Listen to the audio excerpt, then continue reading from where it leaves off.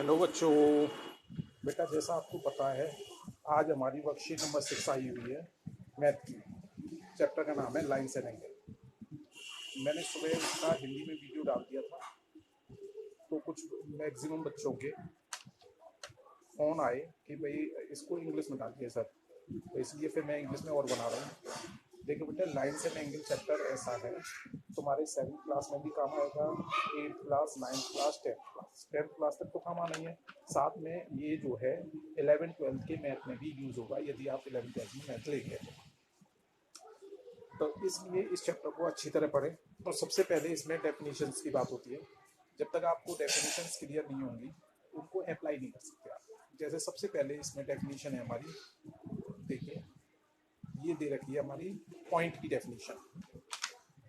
ठीक है, पॉइंट की डेफिनेशन क्या कहती है, एक मिनट, यस, पॉइंट की डेफिनेशन कहती है नो साइज ओनली पोजीशन। मतलब जिस चीज का कोई मेजरमेंट ना हो, कोई लंबाई ना हो, वो हमारा कहलाता है पॉइंट। मान लीजिए मैंने ऐसे करके एक लगा दिया, तो ये क्या है, एक पॉइंट बन गया। ये जो पी दिख रहा है आपको, ये पी क्या बन गया, हमारा पॉइंट।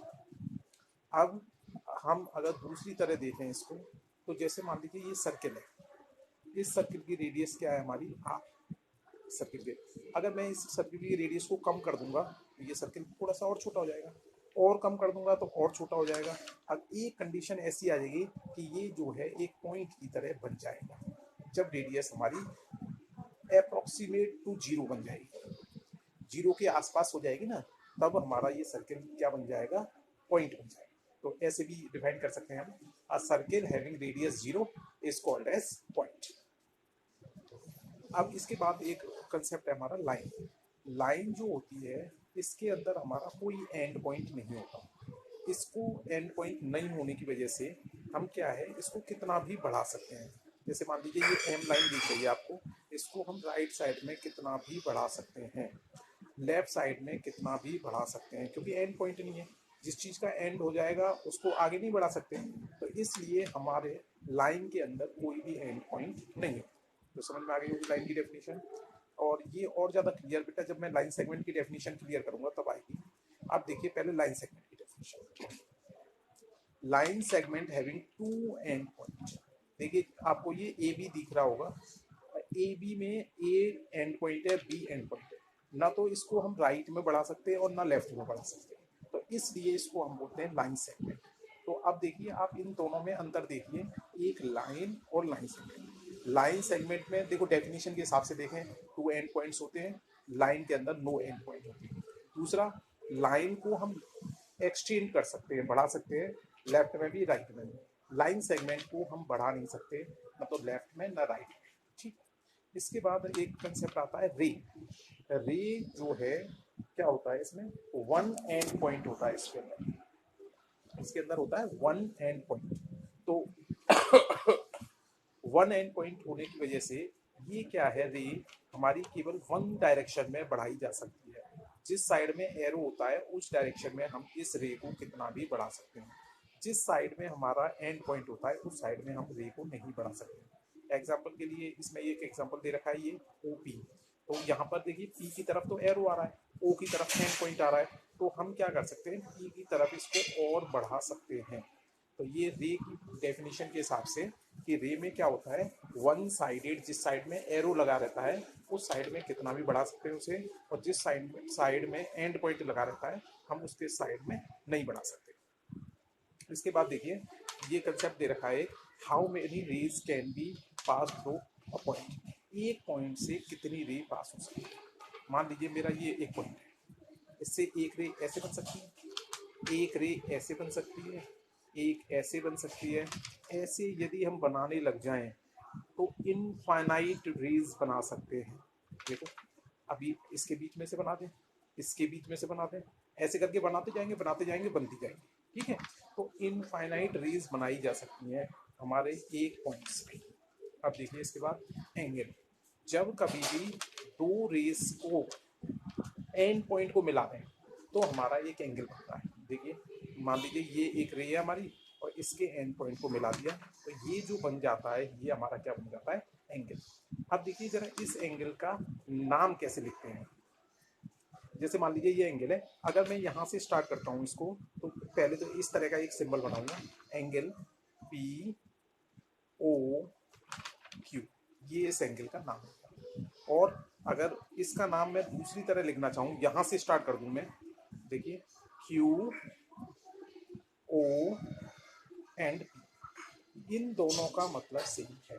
देखो ओ हमारा दोनों केस में बीच में आ रहा है, हम यहाँ से भी स्टार्ट कर सकते हैं पी ओ क्यू, और यहाँ से भी स्टार्ट कर सकते हैं क्यू ओ। तो ये ध्यान रखें कि इस बात से कोई फर्क नहीं पड़ता, अगर कोई व्यक्ति इस एंगल का नाम ये लिख देता है तब भी आंसर हमारा सही आता है। चलो इसके बाद देखिए,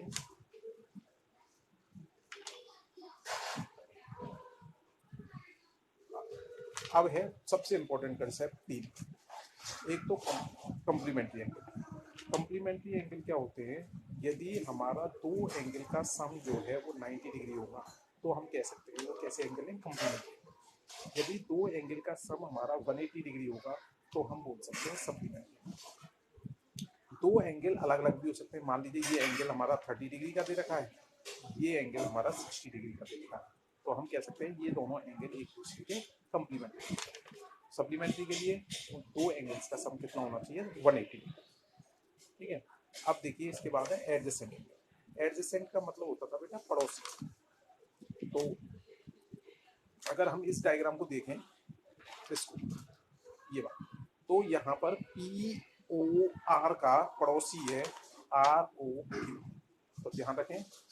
तो मतलब पड़ोसी मतलब जिसकी दीवार एक दूसरे से लग रहे हो, जैसे आपके घर में होता है, आपके लेफ्ट साइड में भी पड़ोसी हो सकता है, राइट में भी पड़ोसी हो सकता है।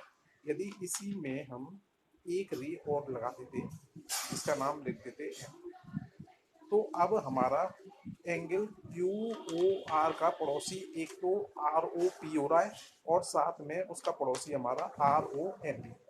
ध्यान रखें पड़ोसी ऐसे दो भी हो सकते हैं।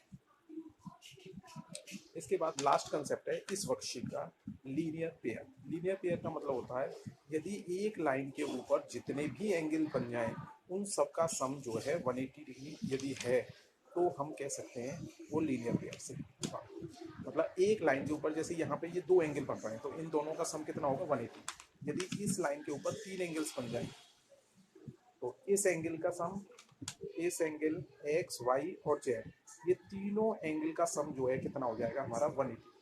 अब चार एंगल भी बन सकते हैं, पांच भी बन सकते हैं।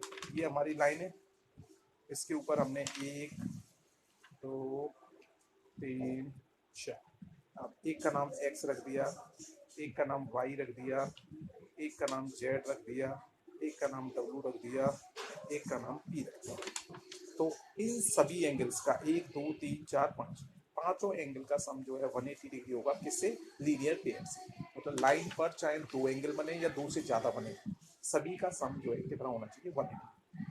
अब इसके आधार पर जो हमने ये कंसेप्ट समझा है, तीन क्वेश्चंस दे रखे हैं, इन तीनों क्वेश्चंस को आपको करना है। बेटा ध्यान रखो कॉपी में आपको जब भी आप वर्कशीट को करते हो मैथ की को, तो हमेशा पहले कंसेप्ट उतारो, ये सारे के सारे डेफिनेशन है या कंसेप्ट है जो भी समझा रखा है, फिर उसके बाद ये क्वेश्चंस को सॉल्व करो, फिर उसके बाद उसकी फोटो खींचो और होमवर्क वाले ग्रुप पर सेंड। Thank you.